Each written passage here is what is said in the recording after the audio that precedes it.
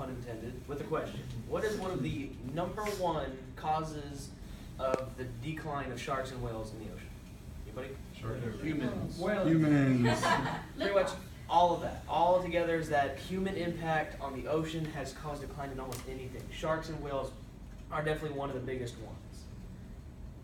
So about 100 million or more sharks are killed every year for revenge, food, sport, teeth, jewelry, bones, whatever. Doesn't matter.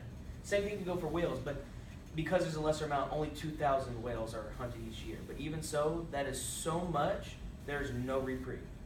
Leaving no excess or any extra to have babies or anything reproduce, or seasonal moments of regrowth. It's just constant, all year, all the time, by anybody and everybody.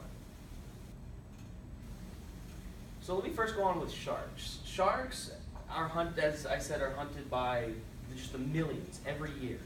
One of the biggest things is for their fins. This is literally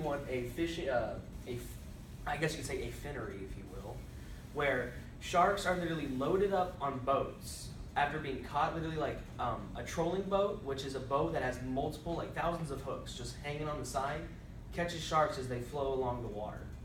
After that, they throw them on the boat and they just defin every fin you can think of, dorsal, the side fins, anything. It's just cut off and used. And then they're lined up and cleaned over how many that they need in the few days that they need to produce, send, package, and so forth. And as you can see, this is one of the boats, like just literally just tossed on.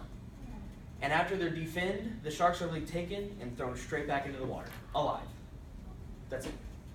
They don't, like no injection, they're not stabbed, they're not somehow put down in any way, shape, or form, just literally definned and thrown back. All just to float back down like a needle and drown. I know it's funny to say that a shark drowns, but yes, sharks drown. As for whales, as in whales are in the lesser numbers, but because there's only so many of them, that it's still of a great impact to have 2,000 whales hunted for each year. Like as you can see here, this is the Yushin Maru, which is one of the biggest Japanese whaling boats, pretty much all around the world. They are the #1 market. What they do is that they take whales, and it doesn't even really matter. They spear these whales and hook it on the front of their boat to have 2 smaller boats come around, take the whale, and as you saw in the picture beforehand, lead them up the backs to be skinned, de-organed, all that good stuff. Like literally, that's a 1-year-old male. Like barely even an adult. Another thing that's really sad is that I know, of course, that we still have many different topics that we still cover today, like Black Lives Matter. But if we do not do this, literally, all sharks, well, not all of them, the majority of sharks and whales will go extinct. Sperm whales. Sperm whales are one of the #1 whales to be hunted for because of their meat as well as like the special contents of their insides. Sharks are hunted down because, as I said, revenge. People have been killed, attacked, or have had massive damage due to shark attacks. So people go out and just kill sharks for the sport. Others want shark teeth and for the bones so that they can sell it for money. I mean, we all see it at like Galveston. I've been to Hawaii and they have like whole shops dedicated to it. Then of course, with whales, you just have pretty much they're used for anything and everything. Now, one of the things that they're used for, as in whales, is that you have this. I cannot remember the name, but whale can be made into sushi, soup, steaks, all mix, doesn't matter. And literally, like, if you go to Red Lobster, there's probably a portion of that's whale, as well as shark, not even joking. But then you have like Alchem pills. These are oil pills that are made from the liver oils of sharks, which to help with Alzheimer's as well as other secondary problems with elderly.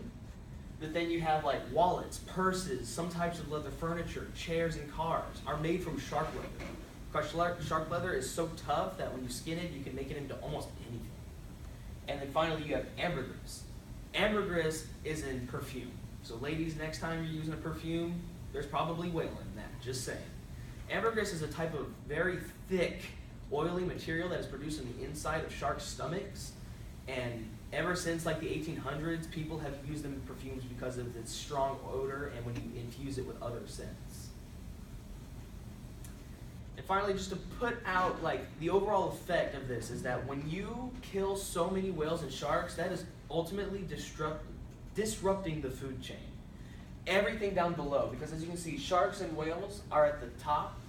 Everything down below will increase. Krill increases. You have plankton that increases. The typical tuna, seals, all that increases, disrupting the flow. There's too much krill, and that means that's too much plankton as well as coral and smaller based plant life forms are being eaten up.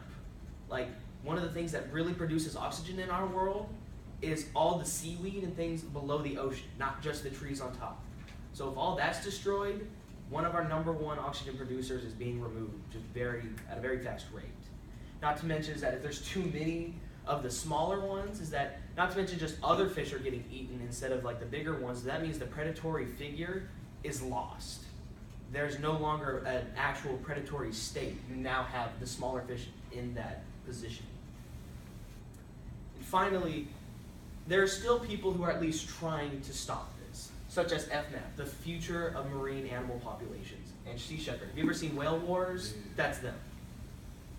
And what they're trying to do is that they promote people at least know about this, and if you can't at least take action, but to at least spread the awareness. Like, don't just be like, oh, it's just the ocean, let's do something about it. But then, of course, nobody really does anything about it. I mean, we can at least say that our hopes and prayers are with those affected, at least if that does anything.